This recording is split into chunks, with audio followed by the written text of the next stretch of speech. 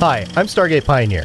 And I'm Steven Jondrew, and we're from Better Podcasting, a proud member of the Gonna Geek Network. Just like the show you're listening to now. The opinions expressed are those of the individual host. Check out all the other podcasts at GonnaGeekNetwork.com. And get ready, because geekiness begins in 3, 2, 1. Stand by for a brand new episode of All Things Good and Nerdy.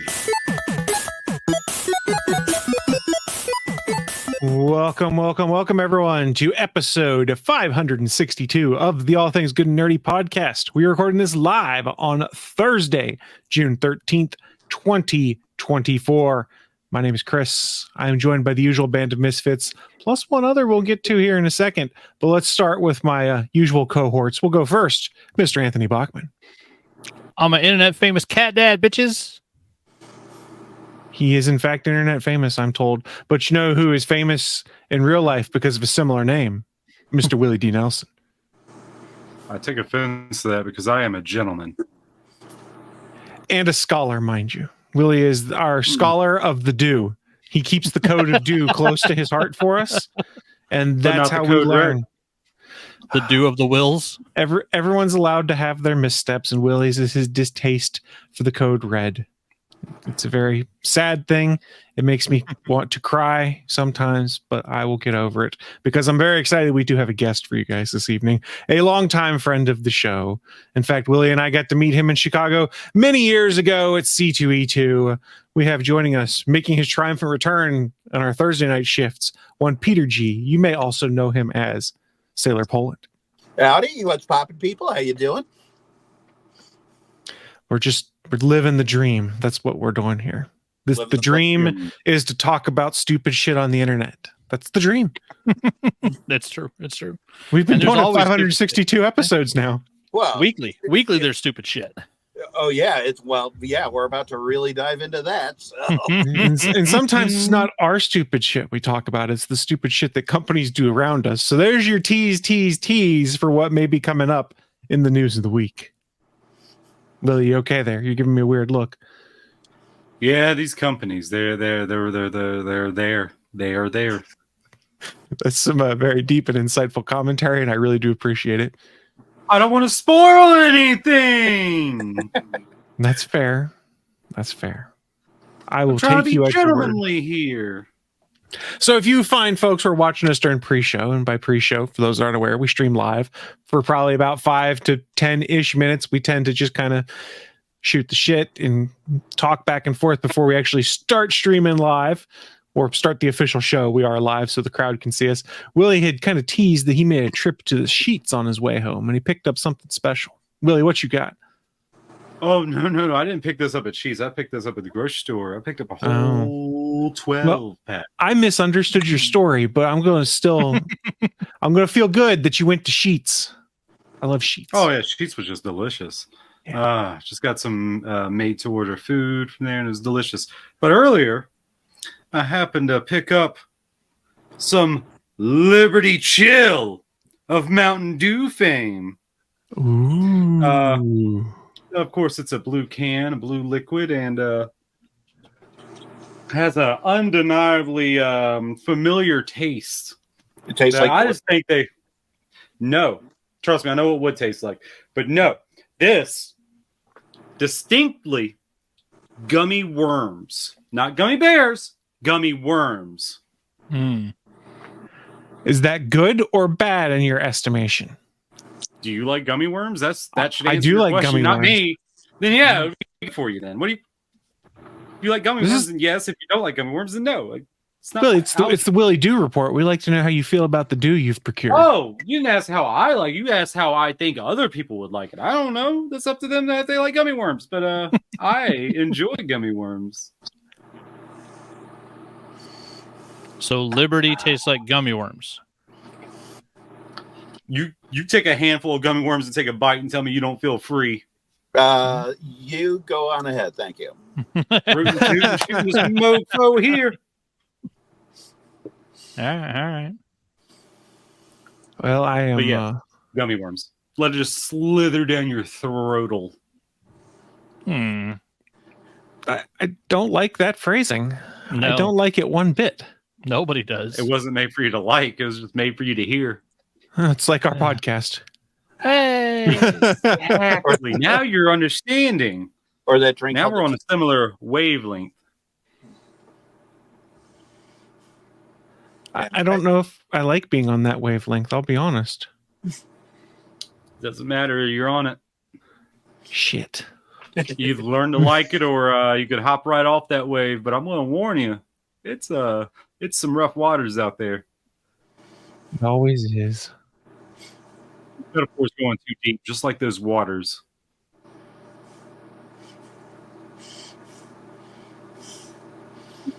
You got my hurt yet again. Yeah, it's what he does.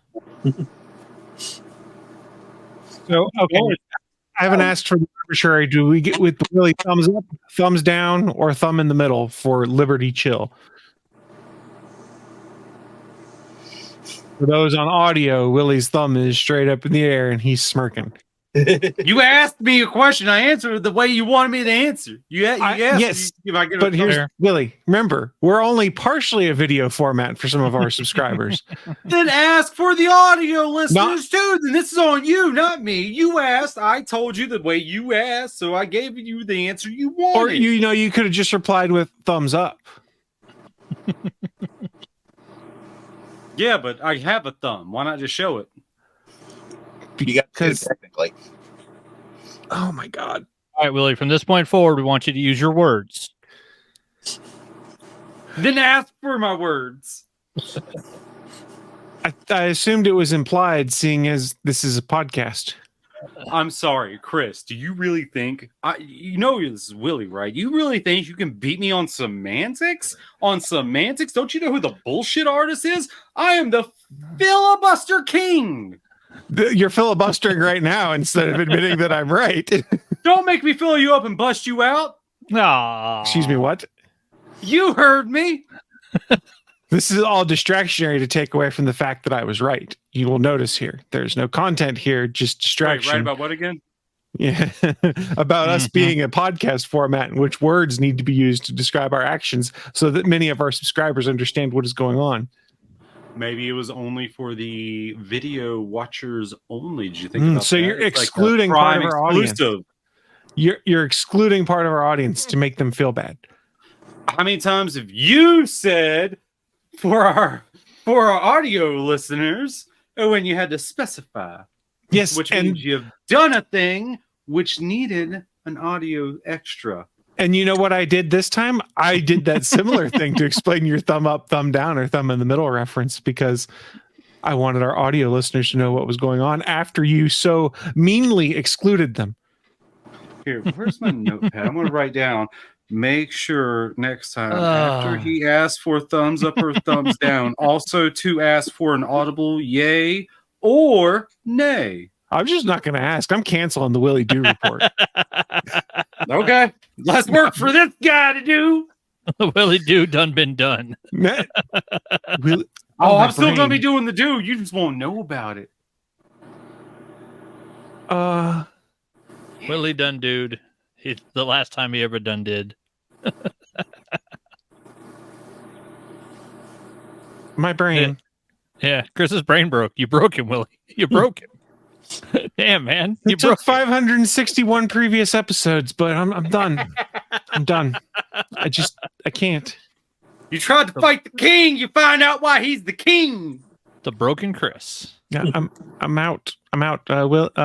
Willie, you run the rest of the show. Where's my championship belt, please? That's what I would like. I would hang it up right behind me on the wall. Well, why don't you go ahead and order yourself one? That is a thing. Where's Amazon at? Generally, it's on your phone. I know. Sorry, I couldn't I stay gone. appreciate that.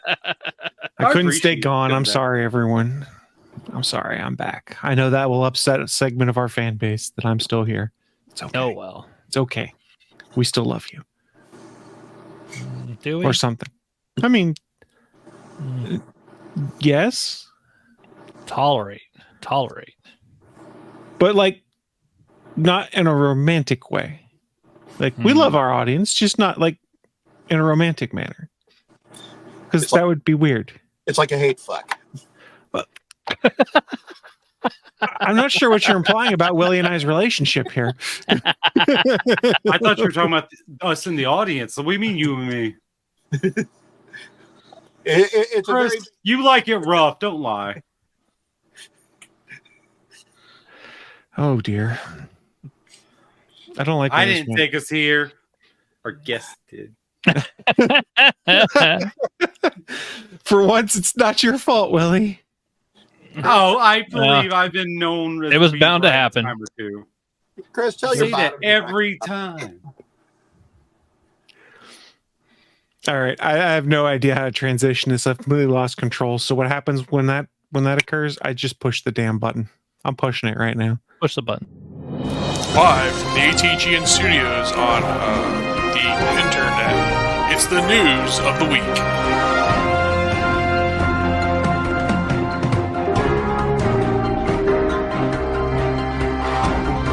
That's right. It's the news of the week.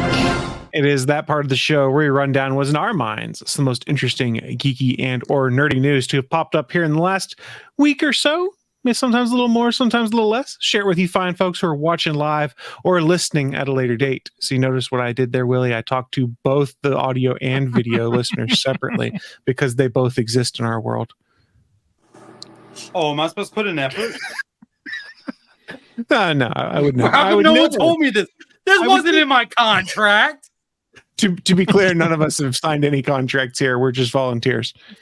Then what did I sign? Whoa, is this a 50 Shades of thing or something? What's going on? Well, I might own your soul 50 now. Shades of Thing.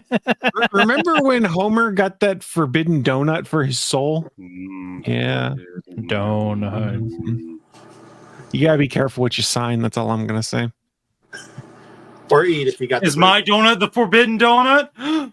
Uh-oh. I mean, I but hope you no gotta be one's eating careful. that one. You got to be careful about a lot of things. And I say that because I wanted to set up our guest to talk first, because there's a company out there that needs to be careful about the dumb things that they do because they pissed off a good chunk of the internet. Now, listeners, you may be wondering, who is he talking about this time? Because there's quite the history of us talking about people that have pissed off the internet. We've talked about Electronic Arts multiple times, going back to like episode 2 of this podcast, where we've relayed what the hell were they thinking when it came to actions they took that had people on the internet going, you guys are dumb. I don't understand. And I'm happy to say the tradition continues with other companies having done multiple things like that across the 560 plus episodes of this podcast. And this week, we're going to talk about another company and go, the hell did you guys do? Why don't you fill us in, Peter G? What we got going on for this one? Okay, we are going to talk about the fall from grace of Adobe.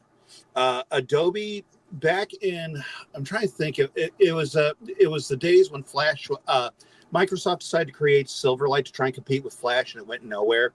And Adobe was still closed source, but as open sourcers knew they were at least safer to play footsie with than Microsoft.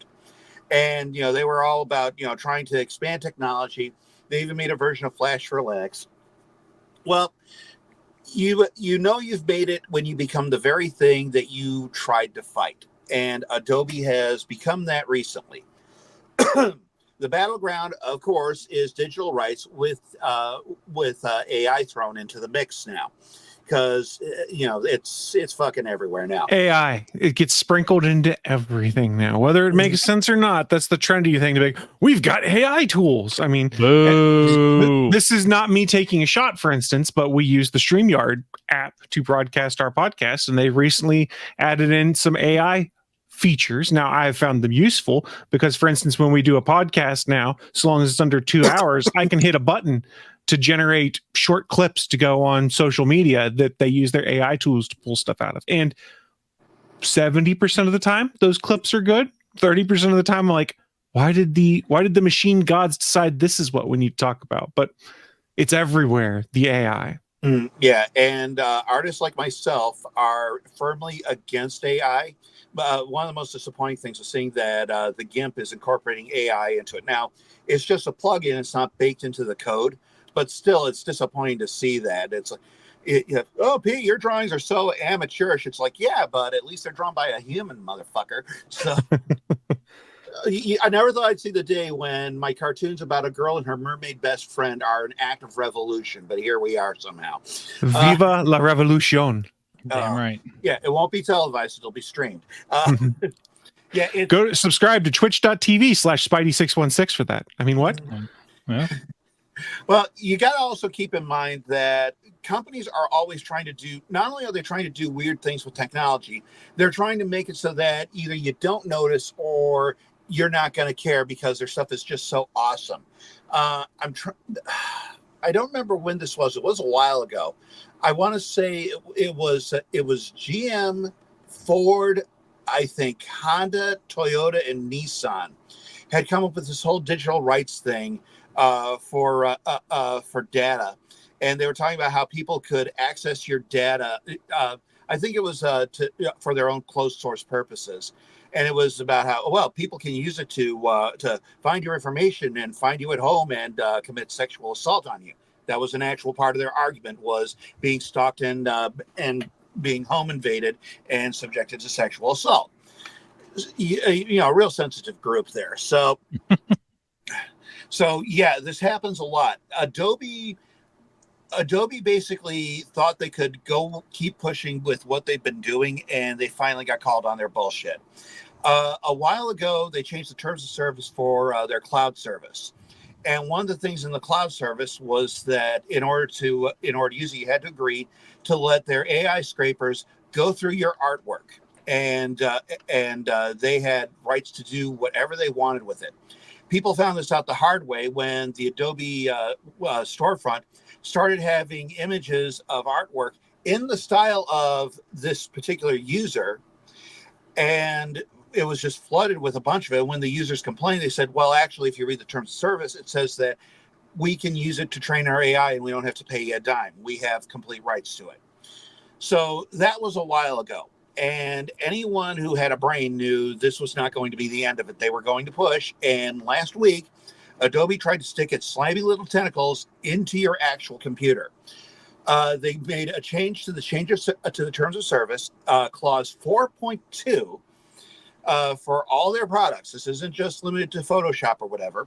Specifically says that anything that not only anything that you make with their software do they have rights to, and they don't have to compensate you or anything, but it also extends to they can root through any files on your computer that they want.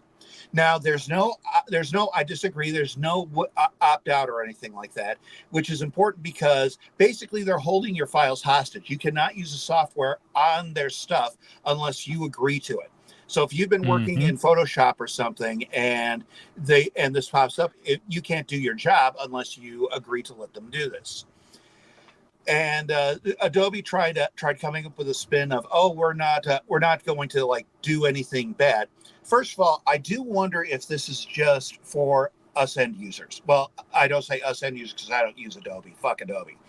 But Well said. Well, because you know that there's big companies like Disney with its animation department and stuff that uses this. I can guarantee you Disney would not be cool with the idea of Adobe having unlimited usage rights to anything that is created with their software in Disney. You know, they're working on a new Disney princess. Let's beat them to the market and make some money.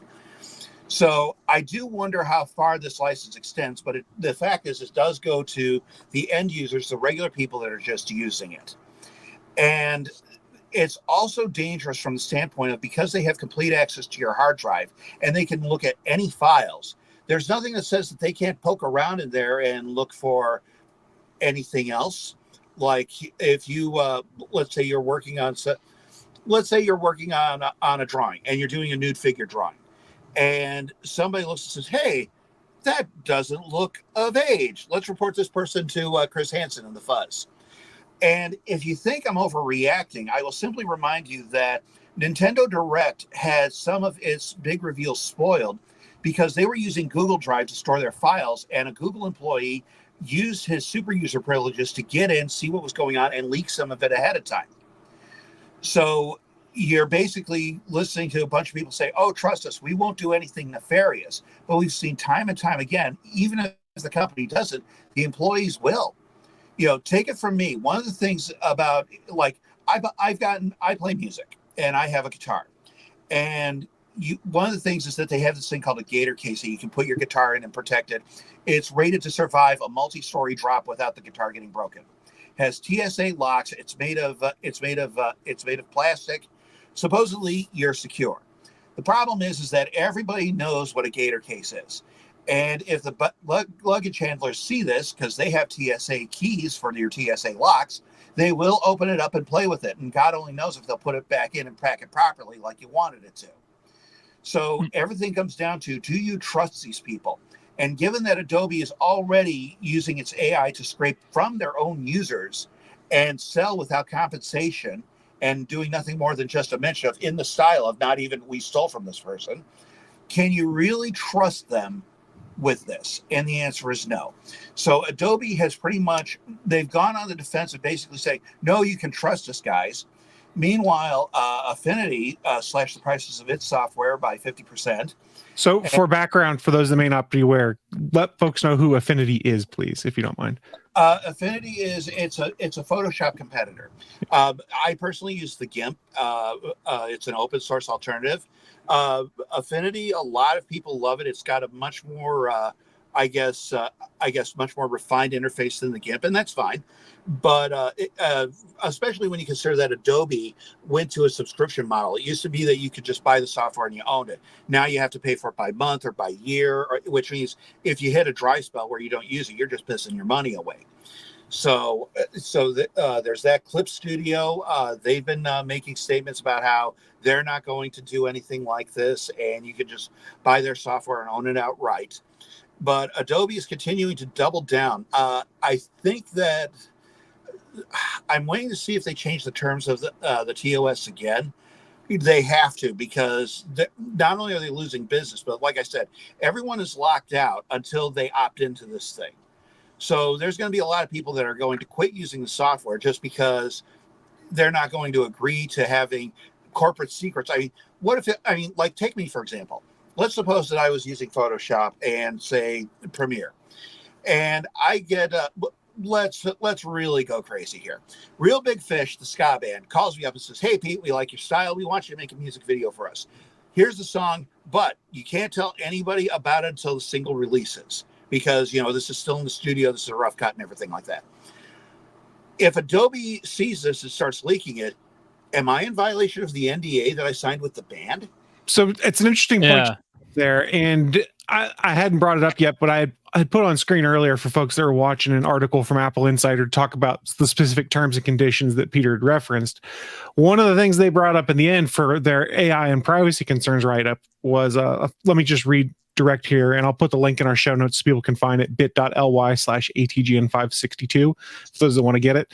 They say, quote, "The changes as well as the increased focus on the licensing terms are problematic. For a start, if a subscriber is under a non-disclosure agreement for their workspace or for their clients, the terms of use give Adobe the ability to look at their content. This is effectively breaking the NDA that a user agreed to." So in theory, because of Adobe's terms of service, whether you realize it or not, that NDA is being broken. Now, how a court would rule as to whether you knowingly violated it or you were on the hook for it, I don't know.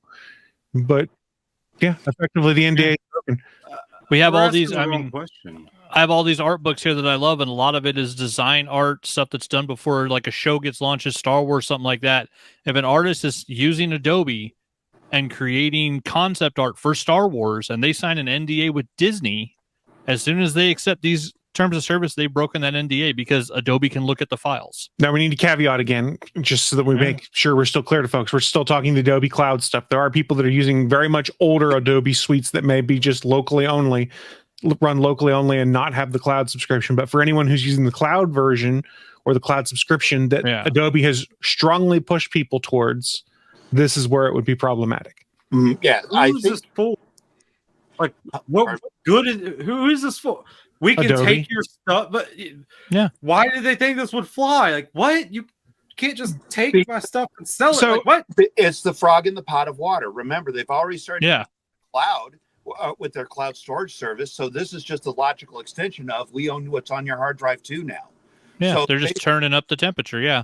Yeah, they started off with one, nobody complained, and now it's like, okay, now we're going all in. In many ways, the end users brought this on themselves.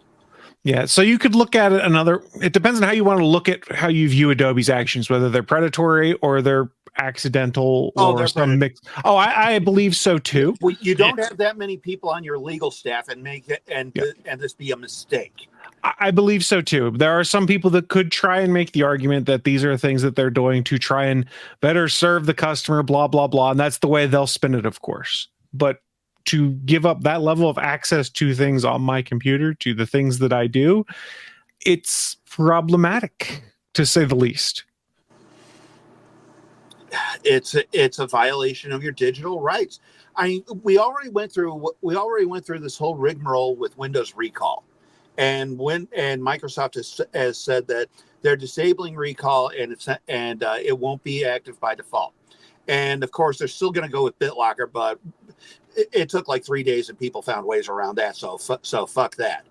But you're still talking about the reason that I like Linux so much is because Linux is an operating system or a program should be like a manager.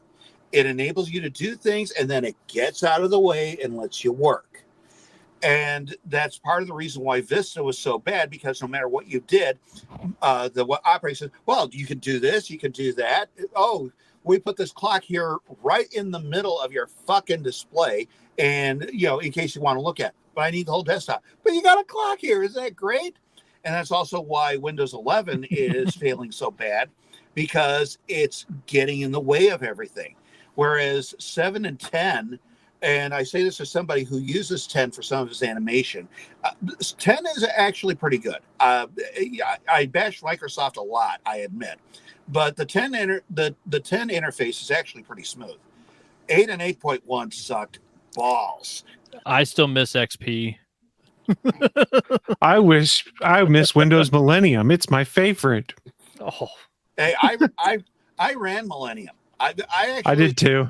There were actually ways to make a crash tolerance. So I didn't have, well, that and the fact that I didn't run like 15 different programs in the background at one time. So I usually only ran one, maybe two. So I didn't really overtax the system.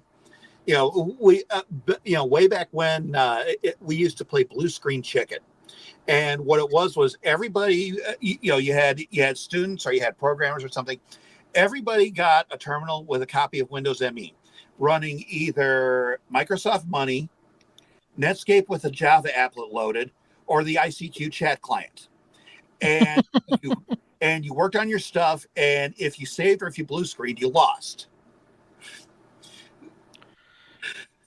sounds like a game of chicken I don't want to play right there. Right? That's ridiculous. When you're talking, when you've been on a streak and you've done like 500 lines of code and no notes, and it's like you're gonna have to start this all over. I lost again. I saved. Oh no, I guess I'll keep on saving. Have fun with your stupid game, idiot. Right.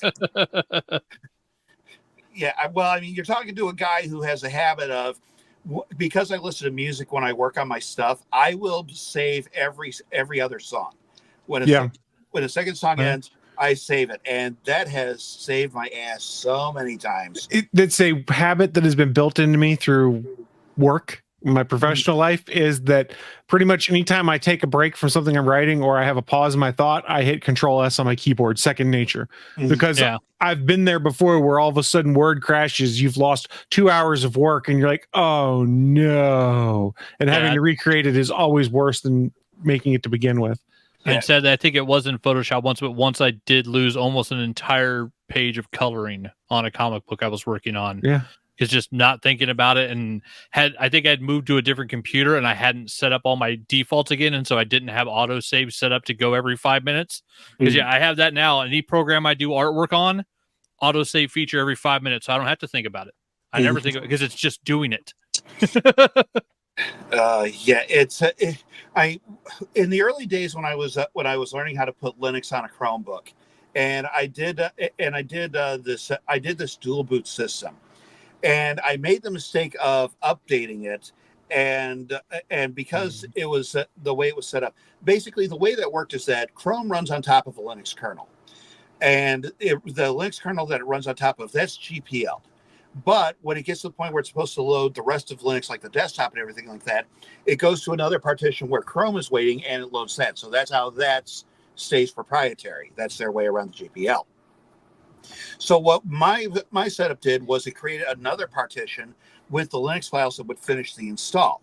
So when it booted, it would start going like it normally would for Chrome, but instead of jumping to the Chrome partition, it went to Linux and it finished the job.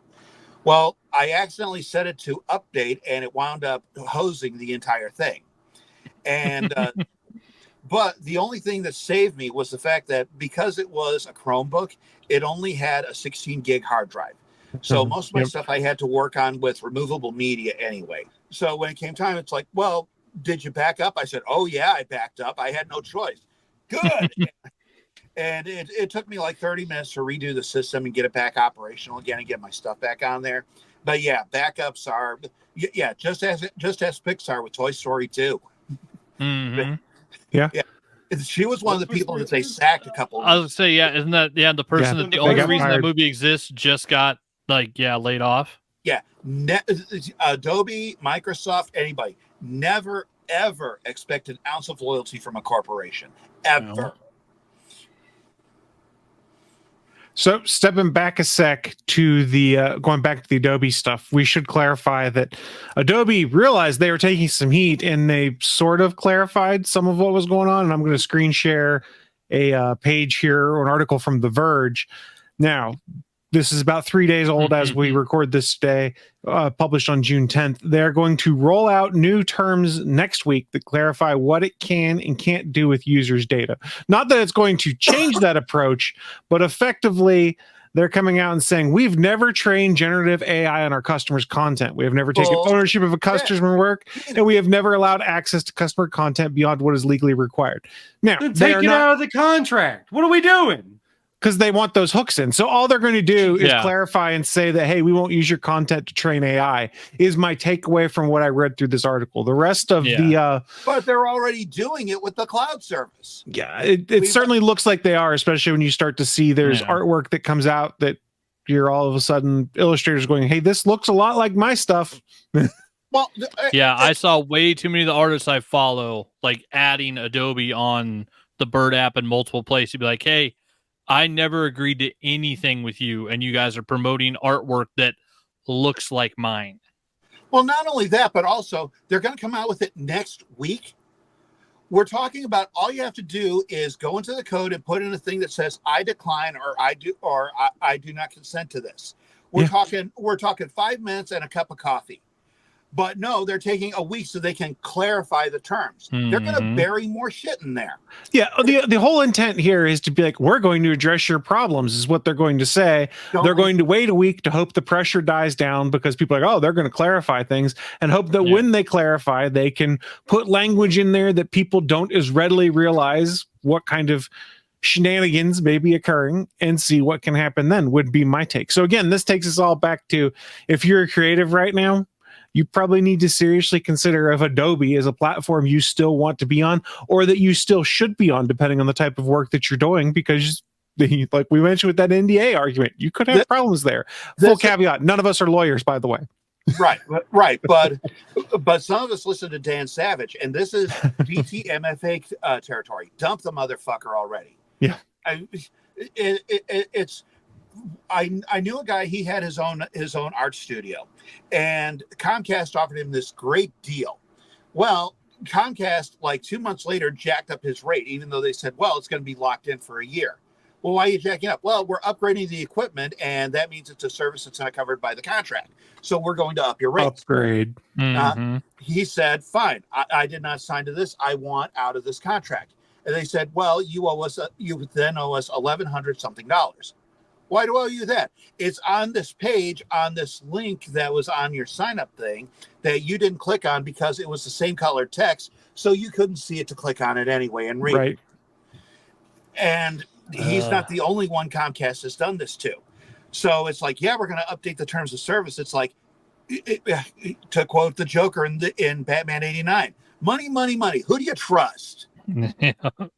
Oh, it makes. I guess I should have seen some of this coming when I can't remember the guy's name now. He had a like a Gumroad that he ran for a while, and it was a dude that just designed fonts, hundreds and hundreds of fonts. That's all he did.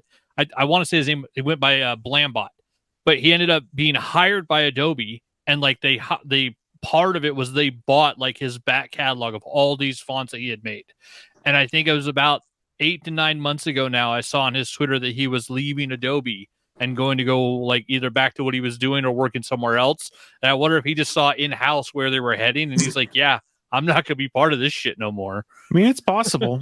The best part about this is business ethics at its best. You know? Right? Nice pullback, the callback there, rather. Evil. But so we touched on it.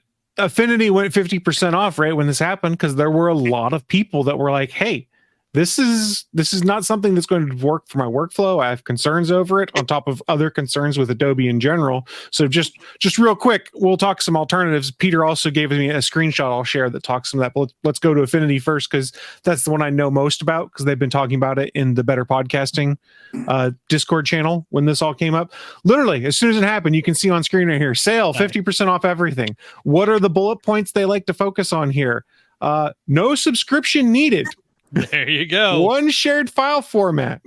And as you go through, you can see, you could look at Affinity Designer 2, Affinity Photo 2, Affinity Publisher, or, and this is where it gets sort of compelling, you can get a universal license for version 2 that gives you access to Designer 2, Photo 2, and Publisher 2 on Mac OS, Windows, and iPad OS. So you could install Affinity Photo on your Windows machine, your Mac, and your iPad all at the same time if you wanted for the 50% off fee. There is a free trial if you want to go there. Affinity's not paying us anything. I just wanted to bring it up as an alternative for things that are out there. And on that thread of alternatives, as soon as I can get my screen share to work here. I'm going to have to try that one.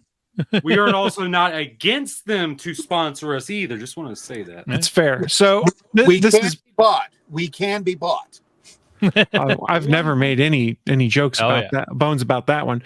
So Peter also shared with me via email, and this is going to be in the show notes too for anyone who is listening to the audio and can't see what we're talking about, wants to see it for themselves. A screenshot from, I believe the user is at xDanielArt is what it's tagged as. It's kind of your guide to alternatives to Photoshop, other Adobe tools and things like that, what platforms they run on. So if you're looking to get out of the Adobe ecosystem now, go check this out to find your different alternatives. You don't have to just do Affinity like I threw out there. Like I said, I tossed that out there because it's the one I know the most about. It took me a little conversion time, but I do basically everything in Clip Studio that I used to do in Photoshop and Illustrator. So I own it. I don't have to buy a new copy of it. I don't have to pay a subscription fee. Just software on my computer. Okay. I do drawing on pen and paper, and I scan it in and I clean it up in the GIMP, and I animate with Moho. And I use Audacity 2.6. I know that there's forks of it after the region tracker that they put in, but it's only 3.0.2 and up. And even then, it's still not that big of a deal. But if you're that worried about it, you can always just go with an older version. Like I said, I use 2.6.2. And let's see, I have Inkscape for just like quick and dirty stuff that I need to do, and that's open source also. I know a lot of people who don't like the GIMP, but they love Krita, Krita. It's also open source. A lot of people, especially who do digital painting, swear by it. So that's another good alternative. And if you're an animator, I haven't started employing it yet. I'm still playing with it, but Synfig has just advanced by leaps and bounds the past couple of years. The last time I looked into it, you still had to do things like use an editor and put the sound in separately. You had to do prelay. They've gotten to a point where you can now have the sound as it renders, and it's actually starting to. It's a very big time saver, let me tell you. And it's starting to get to a point where it's actually starting to resemble Moho quite a bit. And it's at a point where it's practical. So when I have to leave the Mac ecosystem behind, I can probably jump to Synfig without missing a beat. So yes, there are alternatives to Adobe that are not trying to stick their greedy little tentacles into everything you do. And a lot of these alternatives try to make things feel pretty similar to what you're used to in those other tools. Yeah. Buttons may look slightly different. They may be laid out slightly differently, but once you figure out this button from Adobe translates to this button in this tool, or this functionality is under this menu here and a different one there, it sort of starts to come together. Now, I should also clarify, these aren't tools I use on a regular basis, so I'm not the most informed. Most of my knowledge comes from hearing people who are more impacted talk about their concerns and how that's impacted them. And like I mentioned, if you want some more on that, they've been discussing it a little bit in the Tech and Gear channel on the Gonna Geek Discord, but the Better Podcasting channel has had most of the conversation because they've all taken their shots of Adobe at some point in time. So if that's something to be interesting to you, go to gonnageek.com/discord. You can join the Discord server there and then find those specific channels to add your 2 cents or your suggestions or things like that. There's some shady stuff in there. Yeah. Well, and as someone that did Photoshop, I did Photoshop for a whole bunch of comic book work that I did. The art program that I learned how to color comics on, all of their stuff is set up to teach you how to do it in Photoshop. It's a hassle to learn another system, but like Chris was saying, I mean, Procreate, Clip Studio, everything else I've ever used, roughly 80% of it is exactly the same. You just hit a different shortcut. You hit a different button that looks kind of similar anyways. Ooh, what's this button do?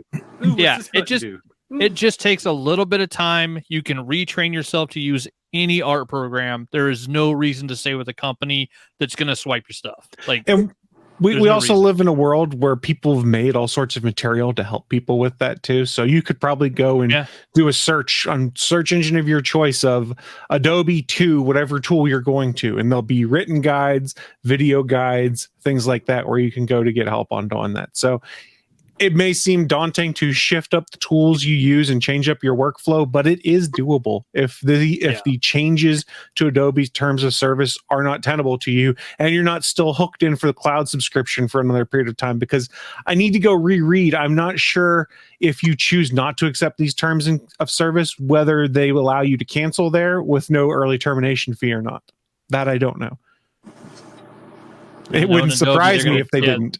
They're going to take your monthly pay, or they'll take your monthly payment, and then they'll let you have it till the end of the month. I don't know. I brought it up on Instagram. I have to say, over the last year, I'm really happy now that I'm painting miniature figurines because AI can't steal this shit from me. Give it time. Yet. Give it time.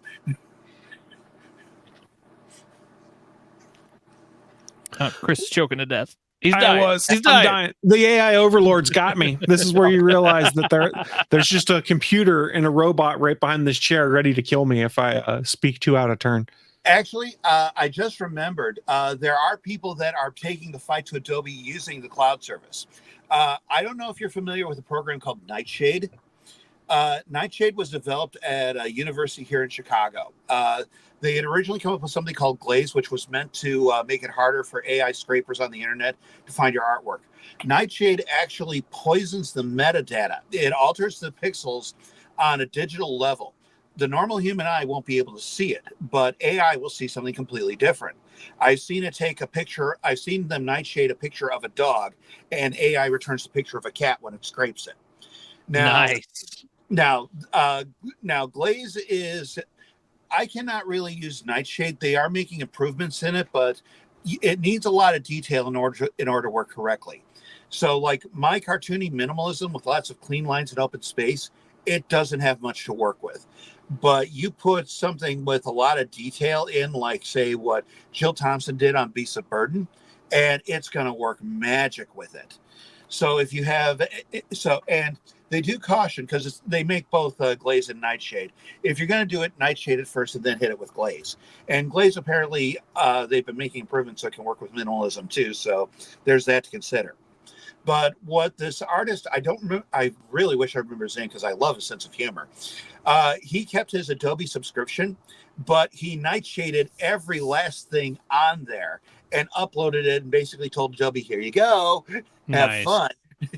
So basically he's doing his stuff on a completely separate computer, but he's uploading images that have been nightshaded and glazed just to fuck with them. So yep, and there's other people just filling like their Adobe folders with just junk media and stuff like that. Like, here, you wanna mess with training your stuff off of my things? Yeah. Here's a bunch of pump and dump my porn folder in here. Or just simple stuff like, here's just a bunch of pictures that I've slightly modified of me flipping you the bird or something like that. now I like the nightshade thing better because that actually screws up the process. Because then that's going to mess with their algorithms. Yeah. Well, Google's AI was asked about gravity, and it actually returned the answer that as long as you don't look down, gravity won't affect you. Well, Google's AI also says that you should put glue in your pizza cheese too. Yeah. Who would have thought that the downfall of AI would not come because of protests? It would not come because of politicians. It would not come because of ethics. It would come because of shit posters on the internet. On Reddit specifically is where it got traced back to. So go figure. Yeah, is it not 4chan? No. Right. Well, wait, does that still exist? Yeah. Well, yeah. Okay. To be fair, the rule is you can't expect to do anything on the internet without anonymous fucking it up. Well, this time it's working in our favor. Finally, we get a win. Yay. Win one for the good guys. Oh, yeah. Well, I do want to say thank you, Peter, for educating us more on this topic. Like I mentioned, you knew a whole lot more than I did, and I feel like I've learned a bit more about what was going on in here. And to say that it is, how do we put it most succinctly? Not cool, Adobe. Not cool. If you're looking for me to control my language, I believe the word you're looking for is a cluster. Yeah. Adobe, you're being a real see you next Tuesday. I mean, it's a totally unforced issue on their part. They got greedy and wanted more, and eventually that was enough that it tipped people over to be like, no, F you. Business ethics. Well, it's not just business ethics. A lot of times, a lot of the reason a lot of businesses continue, and you see this especially with comic books too, is that it's more of a habitual purchase than anything else. You know, people are just used to buying it. Well, I've had it for this long, I might as well keep going or whatever. And that's how it is with a lot of computer software, because people don't want to change to something else. So it's like, well, I mean, I've always used Windows. I'm going to keep using Windows. I mean, the biggest thing that happened was when Vista came out and Mac OS 10.6 hit, you know, because it didn't crash as much. It had a much cleaner interface. Like I said, it was a manager that got out of your way and let you do things, whether or not you had the walled garden in place or whatever. But that was part of what started the switch, was people started getting fed up. And I will point out that according to statistics, there are still more than twice as many people using Windows 10, which is at the end of its life, than using Windows 11. Well, if you're going to keep using Windows 10, we're going to charge you for updates. Okay, we don't. My Windows 10 machine, Windows machine is the one I use. I've said on this show before, I'm dabbling in Mac OS. So, like for instance, this show is coming from my Mac Mini at this point in time that I got to experiment with. Mm-hmm.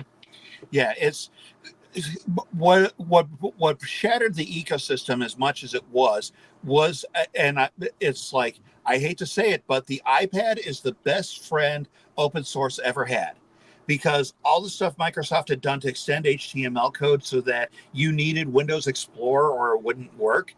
Now they had to go with open standards just because, well, all these people have iPads. They can't, and we have to keep it accessible somehow. So that was a forced change. But if it weren't for that, people would be continuing to go with Microsoft and the embrace, extend, extinguish thing that they do. So a lot of these things are just force of habit, and something has to happen to shake things up. And Adobe did that. They took a knife to the goose that lays the golden egg, and now they're going to have to deal with the consequences, because no one's going to trust them again after this.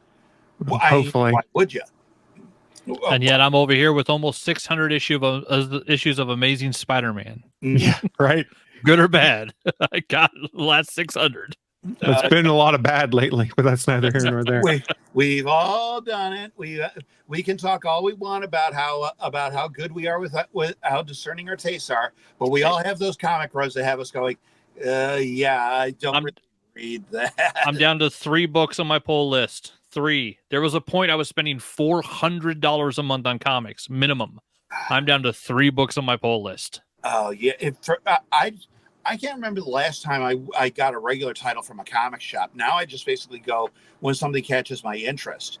I mean, nowadays when I hear about a new comic series coming out, when I first heard about Silent Night from Batman, I'm like, no, it's actually good. It's like, okay, now I'll try it.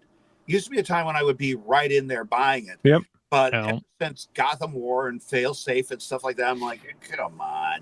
Look, I look at getting so many of them in trades now. It's like, I'll wait till the first 5-6 issues are out or whatever the cool new hot book is. Pick up the first trade and see if I like it. The only thing that has made me jump without questioning as of late was when I saw Jonathan Hickman was doing an Ultimate Spider-Man run where Peter got to be married and, not just the perpetually 20-year-old Peter Parker whose life sucks. And I was like, oh, I'm in. And then they hit me with the ads. They're doing Ultimate Nova 2099. They're trying to mix all of my favorite shit into one character. It's like, really, y'all?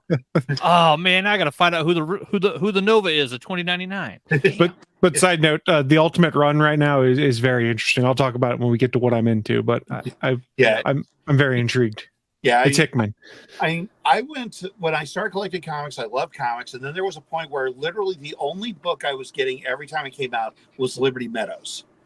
Literally, that was the only book that I bothered to collect for a while, and then it picked up, and now it's dropping off again. So, it's for me, it's cyclical. But there's people that got to complete it. That's why they have all the variant covers and everything. I mean, even on the books I love, as I was going through my keepers and I'm cataloging them, literally put them down on pencil, and I'm now typing this into a spreadsheet. So I can have a digital copy of the books that I'm keeping. And like when I get to like issue 100 of Invincible, even the comic that had a beginning, middle, and end, 8 fucking variant covers in issue 100, Kirkman, you prick. Yeah. Why do I have 158 issues of a book that only went 148 issues? Yeah, I actually got to goof on that with my Soundwaves comic because it was running at the time. Deadpool was starting to hit his stride, and Marvel did this cover gimmick thing where you had the regular cover and then a cover with Deadpool on there somewhere doing something. Oh. Yep. Like there was one with the Fantastic Four wandering through a tundra, and behind him is Deadpool with a surfboard and wearing jams. So I did an alternate cover for Soundwaves number 5, where Rhapsody and Melody are dressed up as Deadpool. And Rhapsody's just looking at the reader saying, okay, this has officially gotten out of hand. And Melody trying to hold up this giant gun and just not doing it. But yeah, it's tell good stories. No, they're in the collectibles business, not the entertainment business anymore. So you're not wrong. You're not wrong. All right. Yeah, I'm sorry. Go ahead. I was gonna say we'll transition real quick. I know I had a short news story, and I think Bachman does, and then we'll get into our news of the week because the real interesting stuff was all the Adobe drama. I like making fun of companies that make dumb decisions. But Willie, I shared this in our Discord chat, our internal show chat. We were talking about it earlier, but I know you are someone who likes to use the Discord chat on your phone to link up with people. Were you aware that Discord sort of works on the PlayStation 5 as it is now for chat? That's all I've used it for. I never really used it on my phone, man. I thought you used it on your phone. Really. I apologize. I misunderstood. So I set that up incorrectly. PlayStation 5, man. Okay. But for those unaware, PlayStation 5 has Discord on it. The Xbox does as well. So you can do Discord chat on both those. One of the things I hadn't realized is that it was kind of a clunky way to set up that connection on Discord. And for those unaware, you basically have to use your phone to then launch it on your PlayStation 5 or transfer the call there effectively. What did Blizzard say? Oh yeah, you got a phone, don't you? That's the Nintendo philosophy too, with Switch Online.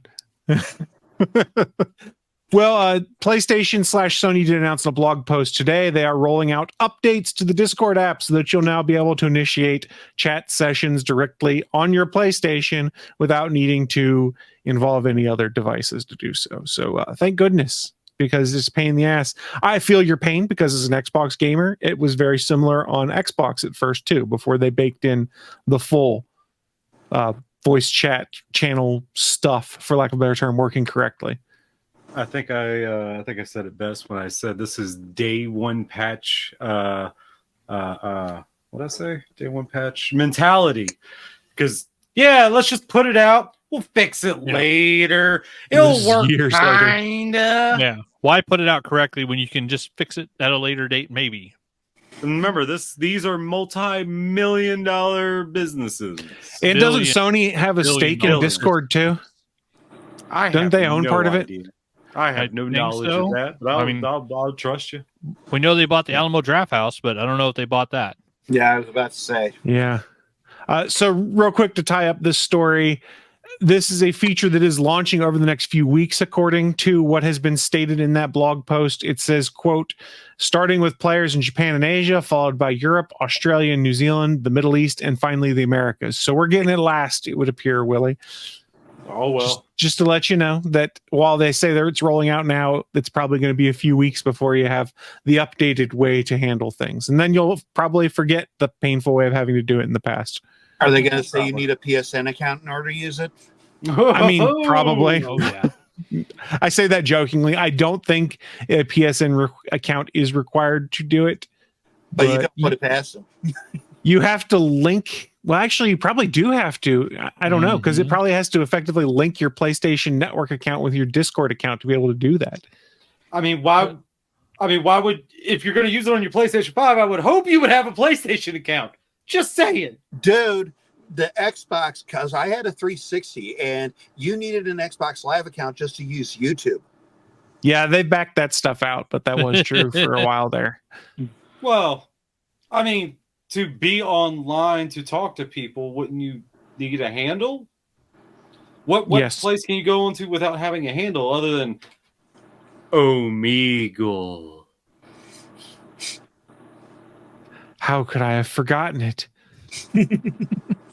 You're welcome for that flashback. Thank you. I don't know what that is. And Oh, what was it, Chat Jesus Roulette that they Christ. used to have to? You didn't have to have a handle for that. Oh yeah, But it was Chat Roulette. Then Omegle did the same thing. Yeah, I but forgot that- about Chat Roulette had its own series of problems if you played it. And you're like, oh no. they all have penises everywhere you go. Yeah, there's a lot of nudity you weren't expecting if you ever went on those sites. It's the internet. There's gonna be nudity. Wow, that was their primary. I tried taking out ads for some of my animations on Omegle, and I actually started getting complaints in my YouTube comments from people saying, why are you advertising this on there? I'm like, okay, it was an experiment. It didn't work. Give me a break.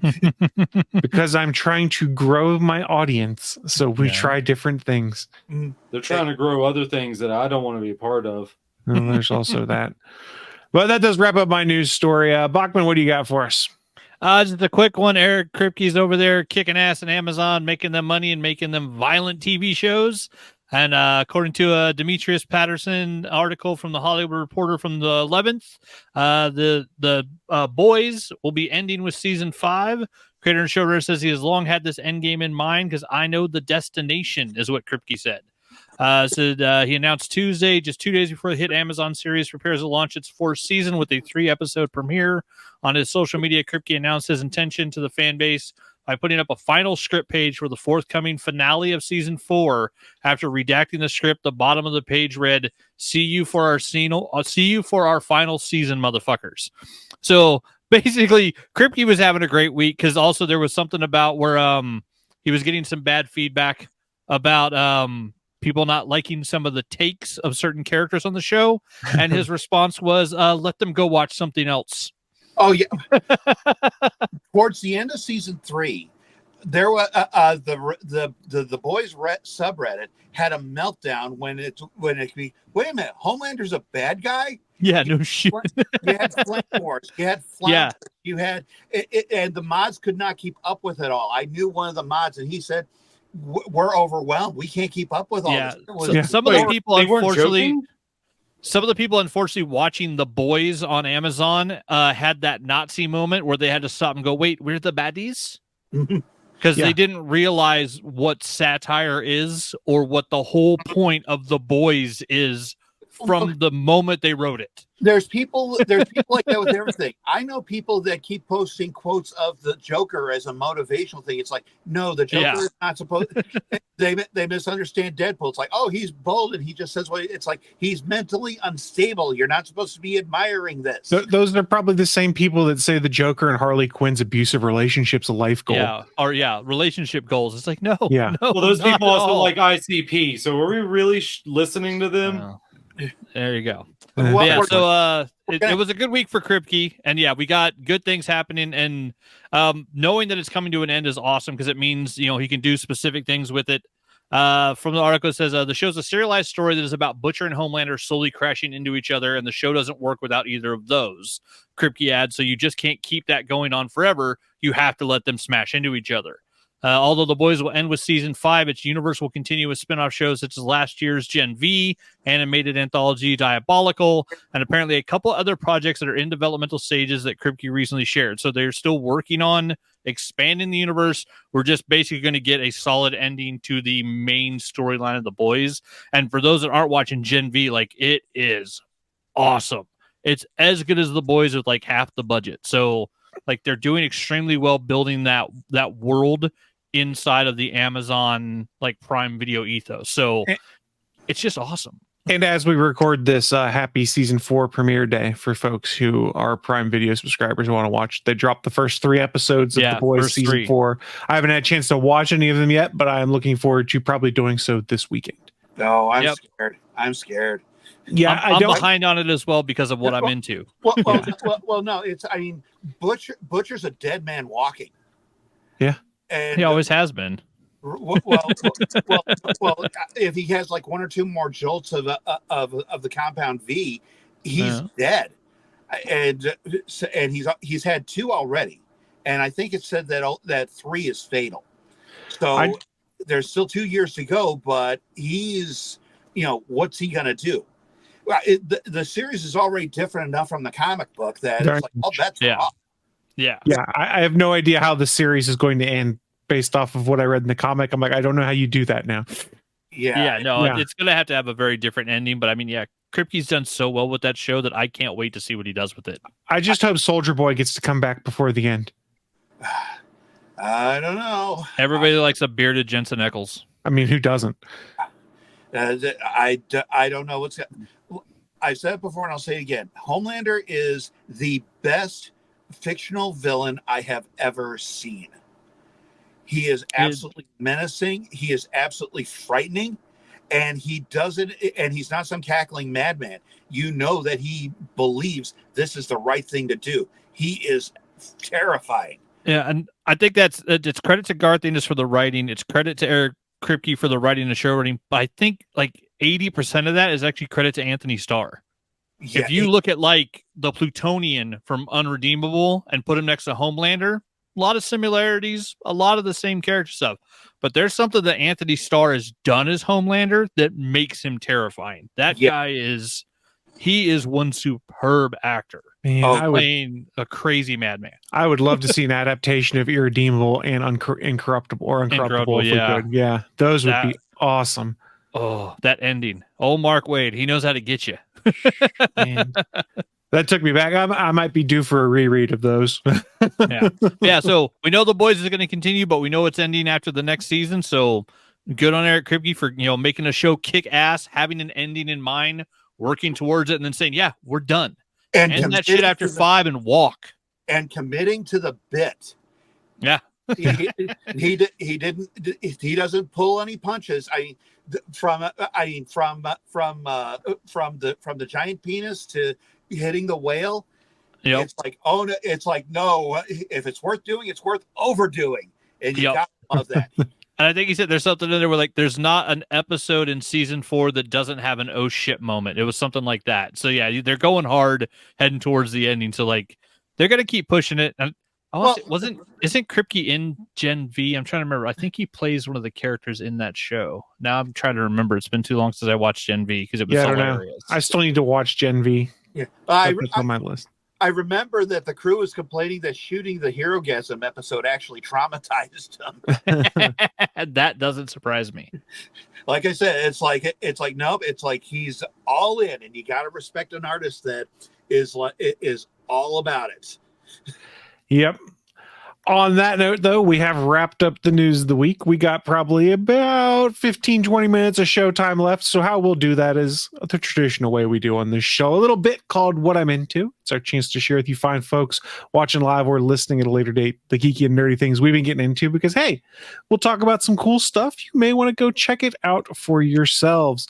I will start first because it's still pretty short for me. I watched some of the stuff from the Xbox game I didn't watch live, but I watched a lot of the trailers coming out of the Xbox Game Showcase on Sunday. There's some cool stuff coming out, and Cry More Neckbeards about the Perfect Dark trailer.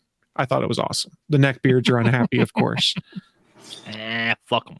Yeah, exactly. I don't care. But the new Perfect Dark game looks like it'll be fun. And the nice thing with what's her name?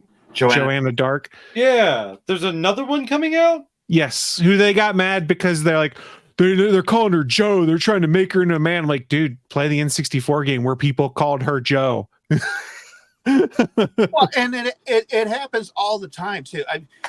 I'm sorry to make us go off on a tangent. One of the things when I'm creating my female characters is I'm always trying to aim for female names. Because one of the things that drives me nuts when I see things is when you have an empowered female character, they either call her by her last name, which is gender neutral, or by a masculine sounding nickname, like Biker Mice from Mars. Charlene became Charlie with the gang, and that was part of the reason for like in Stress Puppy, Holly. Holly is a female name, and she's known as Holly, not by some ambiguous nickname. So, Rhapsody. The only short version of her name is Dee, and that's what her little brother calls her. Everyone else is it happens in so many things, and it's like, well, we don't like them doing this with Joanna Dark. It's like they do it in everything. You got a lot to complain about. You better get started. Yeah, you're not wrong. Other stuff I've been getting into, I kind of teased it. The Ultimate Comics that Marvel's doing right now.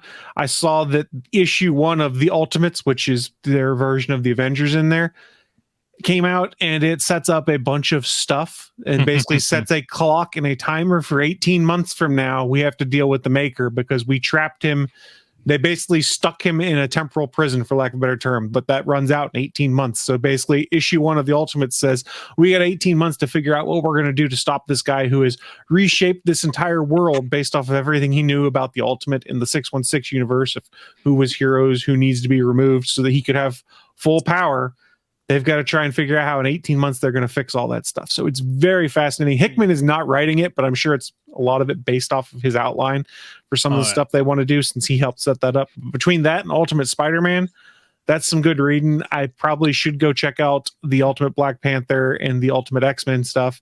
And if you didn't know, there was a free comic book day special Marvel did where one of them tells half the story of the Ultimates, where they're going and getting the original Human Torch, Jim Hammond, and making him part of the team, for instance.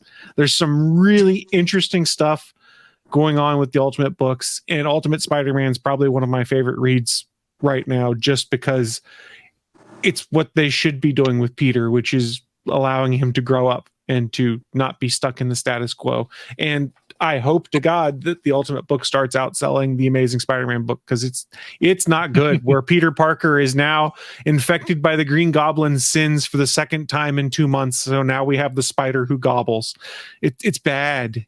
It's bad. After they split up Mary Jane and Peter yet again and turned her into a superhero and gave her a weird boyfriend that nobody likes, that she was trapped in a hell dimension with for 18 months, and they magically had kids that somehow then got written out. It's not good stuff. I don't know. Spider-Man Creative basically goes, hey, this is the stuff you want? Well, fuck you. We're doing this instead because we'll make you mad, and then you'll tune in to see when we undo it. This sounds like it was written by AI. I'll tell you the truth. It was written by Zeb Wells. They need to bring back Dan Slott. I hate to say it, but no matter what anybody liked about him or didn't like, bring back Dan Slott. Just read Hickman.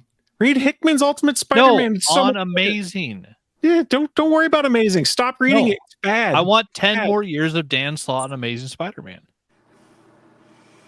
Dan Slott's a great writer. He writes fun stuff. I will admit I did just recently, because they had a sale on Comixology, pick up a bunch of his Iron Man run, and I did enjoy it, but it certainly has a very different tone than most of the other writers who've done Iron Man in recent years.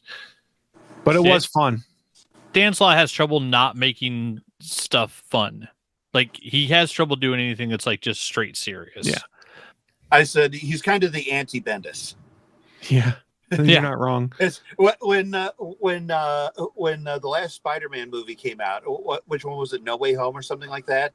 There was a meme going around of Peter with Doctor Strange, and Peter saying, "Gee, thanks for helping me erase the entire Bendis run of Moon Knight from existence, Doctor Strange." And, so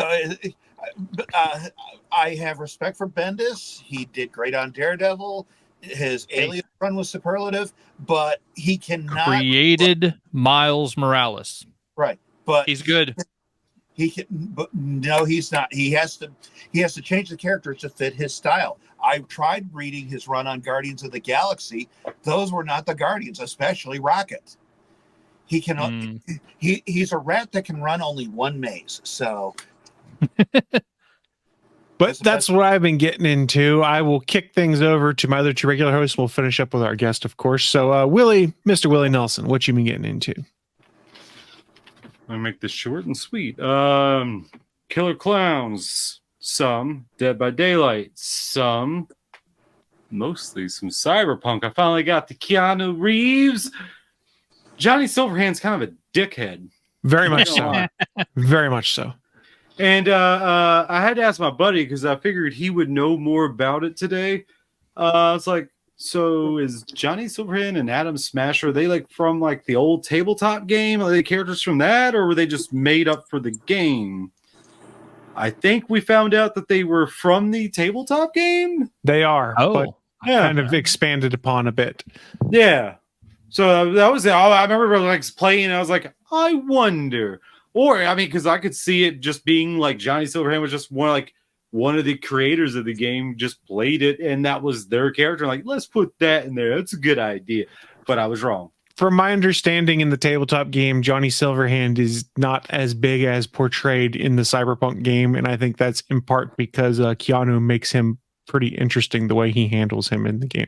Oh, I thought it was because they put it in your head. Well, I mean, there is that too. So that might be some bias there. But yeah, Cyberpunk, I really enjoy it. I need to go back and do a replay on it. I'm glad you're getting a chance to play it, Willie. It's quite enjoyable. Now, I've gotten into Act 2, but I haven't done any missions. No side missions either, just the gigs and cyberpsychoses going around the map like, ooh, this is pretty.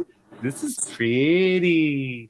Ooh, and I'm sad. Oh, I did do one side mission where I did get oh god, what's Jackie Wells's bike. Poor Jackie, he did not deserve that. No, but that's what I've been getting into. I'm glad you're enjoying it. It's really fun. I can't wait to hear your impressions as you get further in the game. But Bachman, how about you? Why don't you go next? What you been getting into?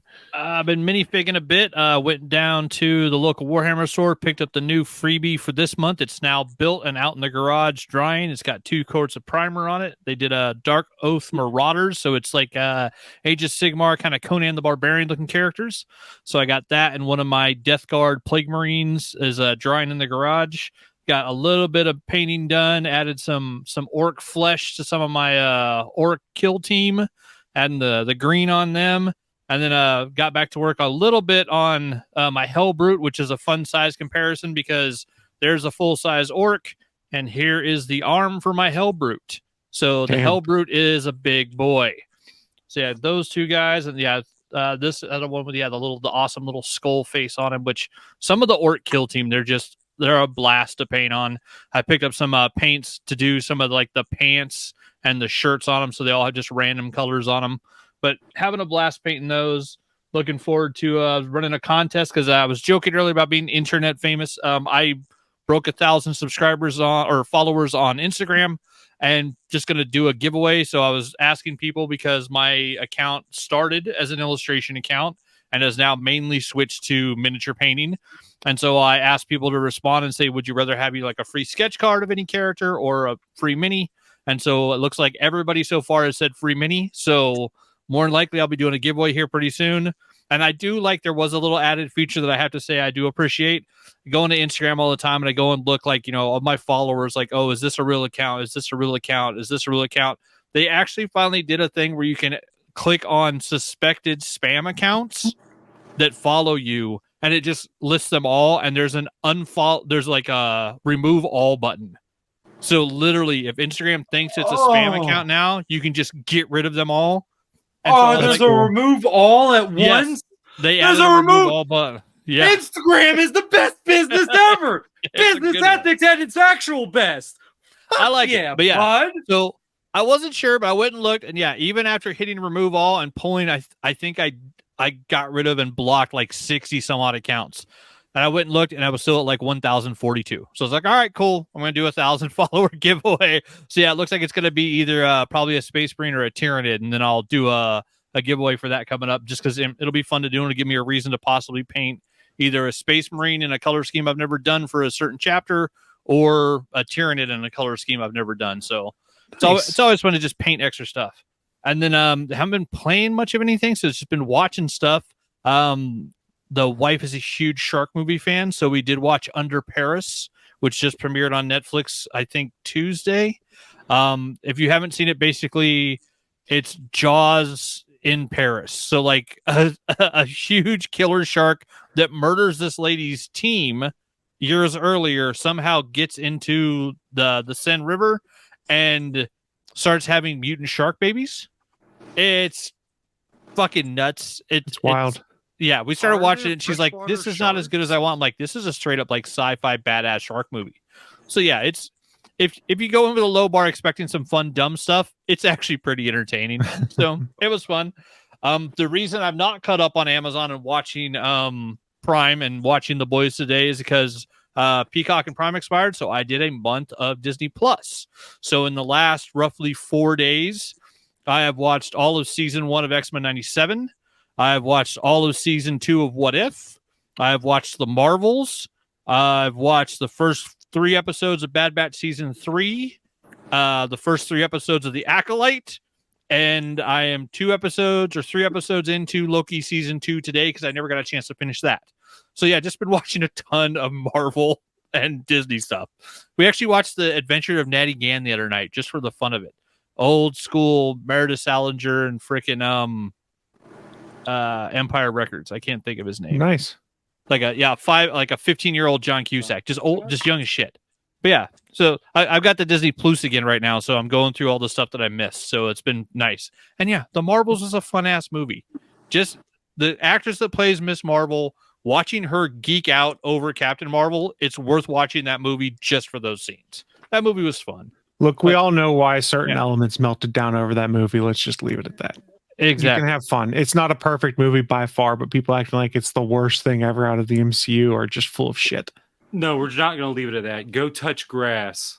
Yeah, fair enough. Fair enough. That's what I've been getting into. Now, we do like to finish things up with our special guests when they join us. Peter G's. He's been on multiple times. You're probably close to double-digit appearances at this point in time, so I'm sorry. Well, I'm sitting here and I'm like, Pete, you've been kind of stepping on them a little bit. You might want to dial it back a little. Oh, you're good. We enjoy having you on. It's always fun. So we'll let you finish up with what you've been getting into, but please also at that same time, let the folks know where they can find you and your content on the internet. And Pete, guests mean we get to talk less. That's a win.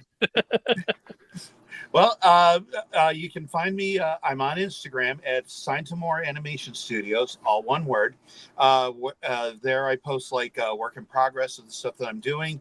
If it's shorter form stuff, I will upload like entire videos. The one exception is the Sailor Poland movie. When I did that, I had to do it as a link. I know you can't put links in there, but you can highlight and click go to website. I mean, come on. I find it hard to believe that people are not web savvy this day and age. So you can find me on Instagram at Saintamore Animation Studios, and you'll find plenty of fun stuff there. And also on YouTube, Saintamore Animation Studios, and you can see all my videos there. I recently did a music video for an indie band called The Shakeups. They did a song Stella Stalagmite, and actual paying gig. So yeah, I'm going places. And Hey, man, we've never gotten paid for this. You're one up on us. well, I mean, it's an important step because it's, if you want to be a filmmaker at this point, it's like, now I can negotiate a price. There you go. Right. So it's like, yeah, that was an important step to take.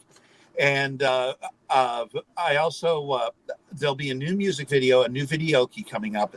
It'll be uploading probably tomorrow night. For those that don't know, I did a comic book series years ago, back around 2008, called Sound Waves. It was about a girl named Rhapsody and her best friend, Melody the Mermaid.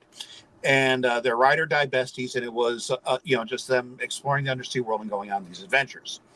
Well, a while ago, because one of the big things is, how do you keep a channel on YouTube active? I had tried doing like a storytime animation. I just didn't have the interest in it. So I started, and one day I just came up with the idea for Videoki. The idea is, it's like the old Hanna-Barbera cartoons where the characters would like do a musical number or something like that, like Josie and the Pussycats or Chattanooga Cats. It actually came from Chattanooga Cats because I was watching the episodes, and it's the standard Hanna-Barbera stuff. You got your gag cartoons and then like a 1 or 2 minute song that has the characters playing it. And I'm sitting there, I'm like, suppose Rhapsody and Melody got a hold of music video software. What would they make with it? And it gave me an angle. Not only is it something I can do to keep the channel going, because I love working with the girls. They're like cheap therapy for me. I work with them and I just feel so much better because they're just so uplifting and positive. But also, each one I do, I try to do something a little different to help me learn more about how to animate better. So it's one part acid test and one part complete fun. And the sixth video key is for a song called "I'm Gonna Get You" by Kelly Cosmo, and it will be going up probably tomorrow night. It's an unrepentantly hard rock and fun song, and I loved working on this one. Those of you who watch it are going to see a lot of references to classic rock. Like at one point, Rhapsody is going through the air doing David Lee Roth Panama Swing with the boombox by her ear. I've got Melody setting her guitar on fire. It's just a blast. Nice. When you watch it, try and catch all the references. The opening shot alone inside Jumper's juice bar. If you look close, you'll see Morn sitting at the corner of the bar. So that's awesome. Yeah, and those of you who know me know that my politics skew heavy left. If you go on YouTube, you'll find the Sailor Poland movie. When I first adopted the idea of Sailor Poland, one of my friends asked me, well, what would Sailor Poland look like? And I came up with this doodle. And from there, I started thinking, I kind of like this character. And when lockdown started, I decided to make an entire movie. It's basically an hour of me shitting on Donald Trump. Well, it's shitting on Donald Trump or spreading my Polishness to the world. And I got the movie. Usually he has to pay for that. I see what you did there. Well, no, that was P. That's different. My bad. Not quite. Yeah. Let's get our kinks straight here. I will warn everybody that I took my cues from Ralph Bakshi in making it, in that I pushed it as hard as I could. There are a lot of things in there. There's a lot of shocking humor.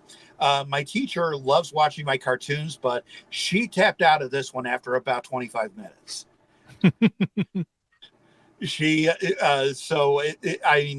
When you have a scene where Donald Trump, well, I don't identify him as Trump. He's the little bitch.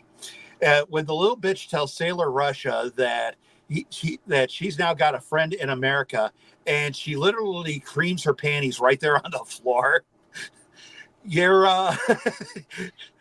you're pushing limits here. So and you can see it right there. That's the full movie, and you can watch it free of charge. Just be ready, because I pushed it as hard as I could. You have the little bitch in bed with Sailor Russia, and you see his big floppy man tits hanging out. I am not nice to him at all. And of course, it's got the spirit of Poland in it, so that's what's so great. Other than that, I haven't really been able to get into trying much other media. I've been working a little more on getting playing the keyboard piano. That has actually been starting to unlock for me, so I've been excited about that. The only show that I was really interested in watching is The Boys season 4. There hasn't really been that much else. Discovery just wrapped up. Lower Decks is going to wrap up. I'm not a fan of any Kurtzman Trek yet. Have not seen Strange New Worlds yet.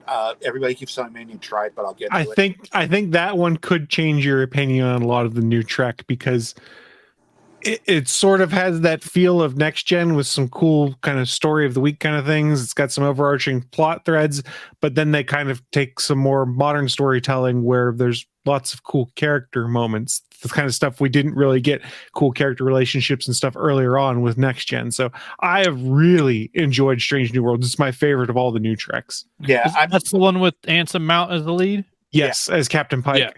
Yeah, He's I like so good. His Pike is fantastic. I watched like the first 5 episodes of that, I think, when I had Paramount Plus. It was entertaining. Yeah, He's how so well do you good. like his Pike? Oh, it's so good. How hard does it stand? About as high as his hair is puffed up. Yeah. Oh, so he doesn't trim. Gotcha. I'm waiting until season 3 wraps up, and then I'll give it a try. This way, I can just go through all the seasons and see what it's No, like. that's fair. I'm really curious when you get a chance to see it, what you think of it, because, like I said, legit, it's my favorite of the new Treks. It's a blast. Well, I mean, my favorite new Trek is the Orville, so there you go. Yeah, fair. Which it's still technically not canceled. Oh, we I know thought you were going to it's say not canon. where we know it's not going anywhere. Yeah, But the I like Orville's the what you best mean. Trek, kind of like, The Incredibles is the best Fantastic Four movie ever made So far. so far. Yeah, that season 3 of the Orville. That I'm sorry, but even to this day, no matter how many times I watch it, when Charlie Burke says, "I'm here, Amanda," that sends chills down my spine. That was just such a powerful moment, and it's just a feeling that I don't get with new Trek. So. But once again, that's fine. I mean, you got a lot of people that still prefer the brand name over the Orville, and what can you do? But Yep. Well, plus, nobody expected what's his name, McFarlane, to come up with an actual solid, good show. They just thought it was going to be a joke. The dude loves Trek. Oh yeah. I don't know if you guys know this, but if you have a Kindle, there's an Orville novella on there. Yes, that's true. There was a script There was a script for season 3 called Sympathy for the Devil that they didn't get around to shooting because of COVID restrictions. And McFarlane rewrote it into a novella, and you can get it on Amazon. I'm not going to spoil it, Nice. but however, I will give you the basic question that the story asks. Is a person evil if all the people they killed are not real? Well, it depends upon what you mean by not real. Read the book. The Orville. Yeah. Oh, well, I can't answer the question then. The Orville crew itself does not appear until about the halfway point of the book. The first half of the book is building up this ethical quandary, and then at the halfway point, that's when it kicks in. And it is the cover is by Sienkiewicz, by the way. Nice. Yeah, Sienkiewicz did the. Yeah, it is a fantastic read. And like I said, it's stuff that I just don't get from New Trek, where, there's part of what I loved about the Orville was when the Kaylon actually joined the Union, because to my mind, that was a Trek moment, because yes, there's still a lot of unanswered questions about what's going to happen. There's still some fear about what's going to happen, but at least in this something good and positive was accomplished. So yeah, go on Amazon and look for Sympathy for the Devil. It's an Orville story. Fantastic read. Yeah, but I fully admit I'm a sucker for pretty much anything with the Orville. I loved that show. It was really good. Yeah, it started off as a joke, but did it find its stride quickly. I mean, and they brought in a bunch of Trek acting talent in bit roles and Trek behind the scenes talent, because I think Jonathan Frakes directed a handful of episodes there. Some other directors from Brendan previous. Braga was one of the big people on the show. Yep, and they were smart to not bring Rick Berman in. I've been toying with the idea. You know how like I would do Soundwave stories where the girls imagine themselves as like superheroes or whatever. Yes. I was toying with the idea of a Soundwave story where they pretend that they're in Starfleet, And at one point, what sold it for me was the idea of they meet the alien that, and it's like, well, we got this technology from the Berman. And Melody looks at Rhapsody and says, boy, they really do blame Berman for everything, don't they? and as soon as I thought of that line, I'm like, I got to develop this. I don't know if I'll do anything with it, but I've got to at least try and write it out and see what I can do. Yeah, you got to do it now. You got no choice. The people demand it. Well, there was that, and also because remember, Rhapsody and Melody are only 14 years old. It's a daydream, so everything goes. But when they finally, aren't you a little young to be Starfleet officers? Yes, we are. Let's move on. There you go. Little Phineas and Ferb for you there. So yeah, I'm still creating a whole bunch of stuff. Like I said, the new video key will be going up tomorrow, and then I'm working on the next one, which is going to be Primetime TV by Basha. And just keep it going from there.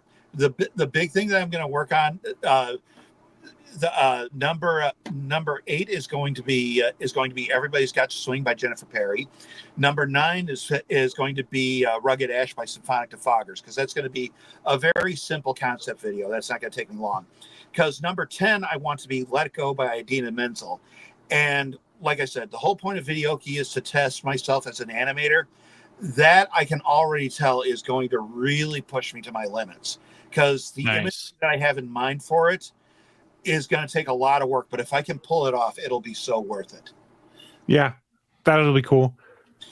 Well, I got to do it first. Let's see how.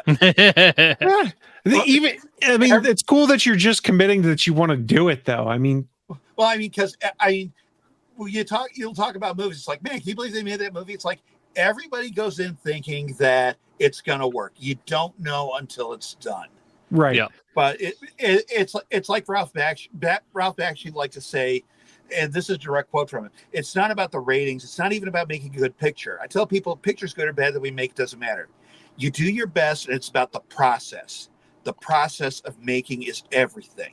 And if the picture turns out good, great. If it turns out bad, great. You learn something. But you also it's not often that 1,000 people have got together, thrown down a ton of money, and tried to make a bad movie. Right. It doesn't really happen. Yeah, I mean, say what you will. I mean, somebody thought that Steel with Shaquille O'Neal was going to be a hit. No. Somebody thought that people would pay to see Vanilla Ice act. That's true.